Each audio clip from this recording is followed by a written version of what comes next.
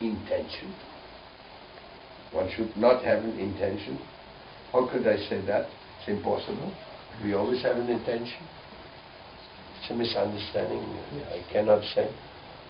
Not possible. So what should be the intention then? The purity in purpose.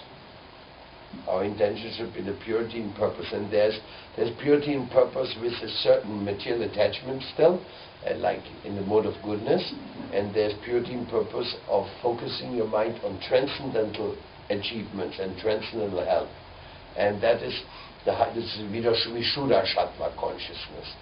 This is the highest, but we have to get there. No, it's not an automatic thing. The intention. In our work, we are working currently, we are writing a lot about intention, because intention is we distinguish between the tamaguna. Tamaguna is very selfish intention. Doesn't care for anybody's pain or pleasures as long as it's for his purpose. No? Then there's in Rajaguna, we call it the intention to only think about oneself, not wanting to cause harm to others unnecessarily, but the only criteria is I, me, mine. What's happening for me and giving me. And then there is the mode of goodness, which is rather a pure intention, pure purpose, but it may be conditioned by my own wish of my own happiness. And as long as I'm concerned primarily with my own happiness, even if my happiness in that consciousness is to make others happy, which is like very good, no? Very good. Oh, he wants to be happy by making others happy. What a nice person. So even that is a much higher stage than the previously described intentions. There's still some material covering. So therefore there's the intention, the highest intention is I want to go back to God. I want to do the things my Lord and Master wants to be done, and that's all to it. I don't have any other needs or nor other goals along my path. If you're focusing on the transcendence exclusively, even you can do material things like in karma yoga or bhakti yoga, that you do so many things in this world, but your intention is not in this world. Those whose intention is in this world, they are not yet understood fully what is the bhakti path. They still think in karma kanda terms. So is this to confirm the law of intention works for sure? Huh? Law of intention. Love? The law of intention. Like if you intend something, you will get it. Does that really work? Or you call it law of attraction? Law of attraction, law of intention. This is Dr. Wayne Dyer's law of intention. Yes. This is a little bit in the line of thinking of the intensively marketed secret. Is it? That's not the Rhonda Rhimes. I'm talking about the Dr. Wayne Dyer's law of intention. Okay, so you're not thinking about the secret stuff. No, not attraction, the intention. Okay, the intention. Well, let's go by the Shastras. We follow the Indian Shastras. Radhe Radhe Mata. Radhe Radhe. The law of intention. It is an ambiguous subject because, let Mataji sit there. You come over here.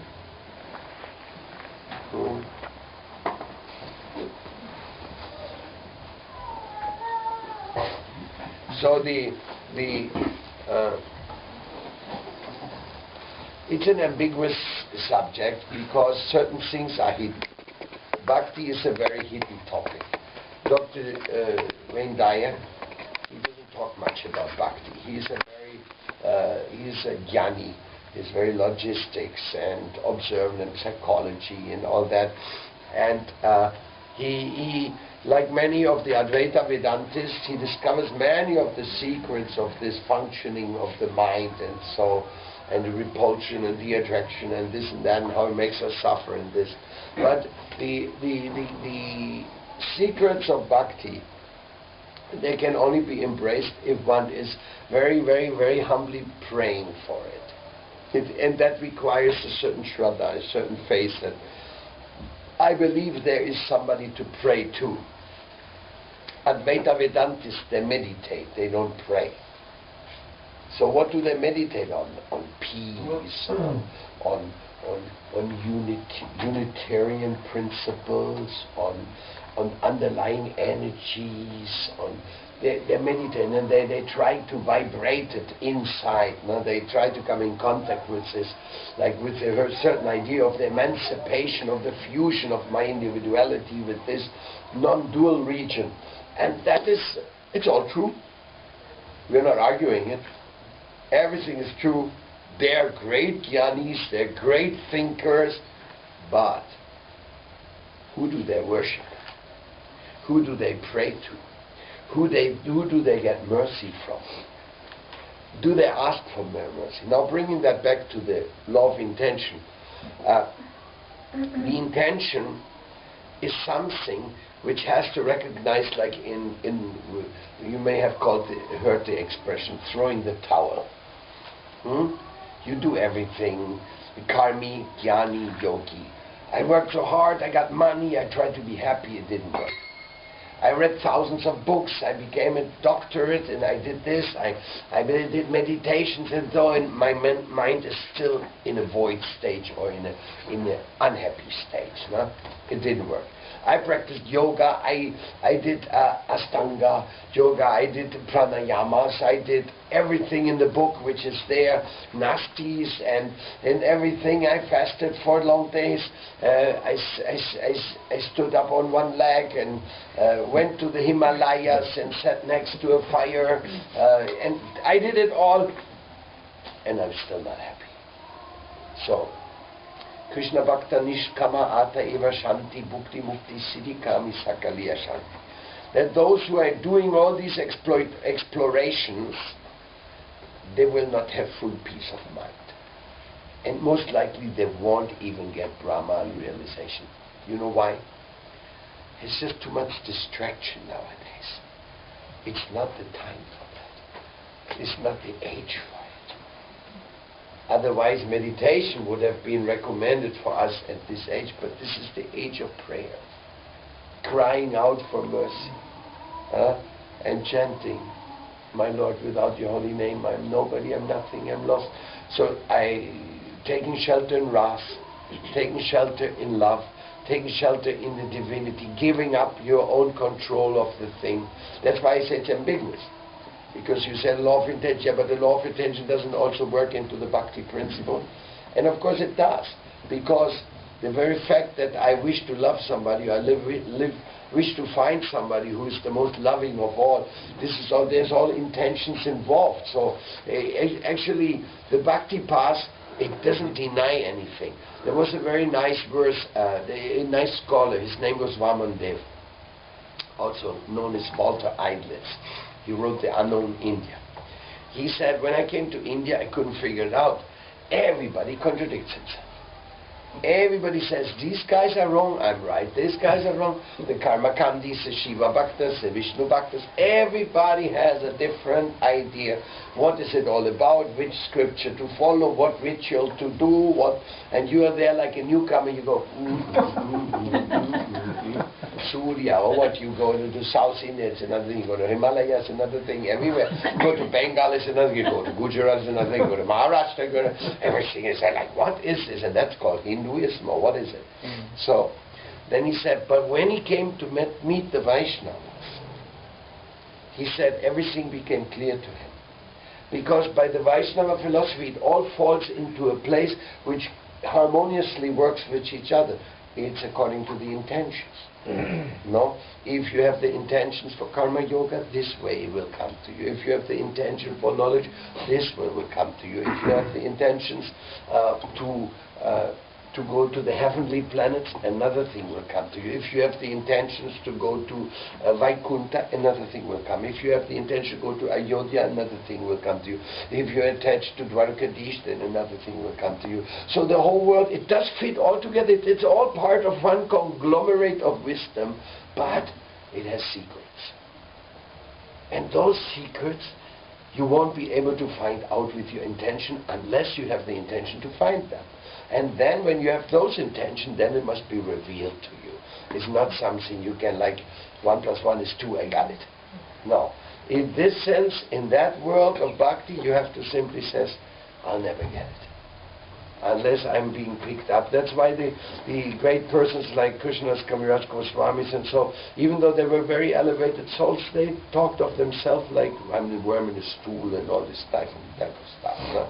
So because they recognized something which most jnanis cannot understand, that without grace we are hopelessly lost. And without grace means there must be somebody who can give that grace.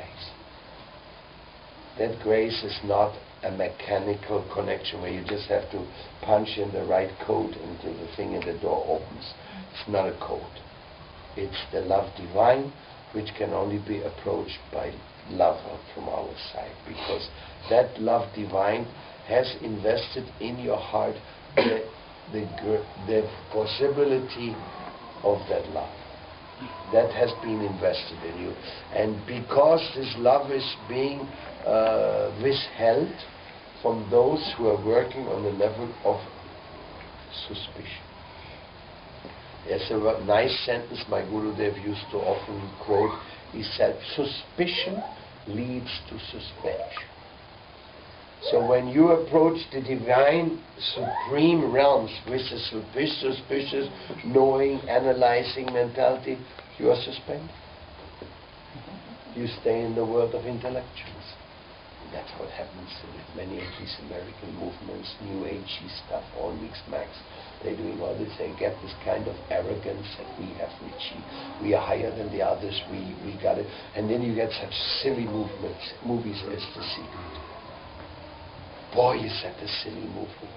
I mean, it gained so much popularity because the people are silly, you know.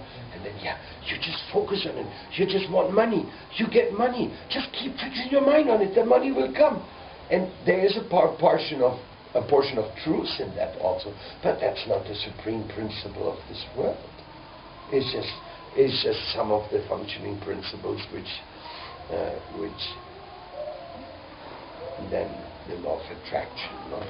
Law of attraction, what you do, what you think, that will come to you. So then everybody who is in a concentration camp, he must have really thought a lot about concentration camps, no? So then he produced his own concentration camp, no? I mean, let them be hit over the butt, these rascals, no? For proposing such a silly thing. There is a law beyond our knowledge of laws. And that law is God. God is law, God is